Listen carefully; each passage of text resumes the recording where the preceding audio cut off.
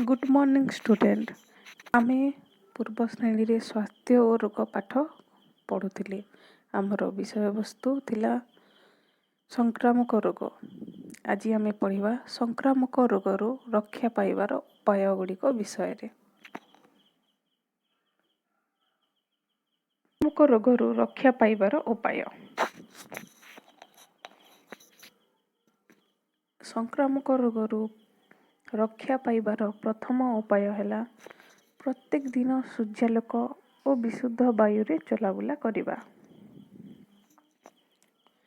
द्वितीय उपाय है सबु बेले निजर घर को परिष्कार रखिबा। तृतीय उपाय है खाद्य को सबु बेले घोड़ाई रखिबा। चतुर्थ रे है खाद्य खाइबा पूर्वरु भल भाबे हाथ को धोइबा। पंचम उपाय है सबु बेले परिष्कार शौचालय व्यवहार करिबा। षष्ठ उपाय है सबुदिने शोइबा समय रे मशारी टांगी शोइबा।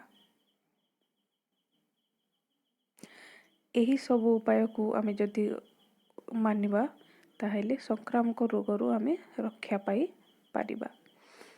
एबे मु तुम मानको केते गुड़िए प्रश्न देबी, से गुड़िकर उत्तर तुमे माने करिबो।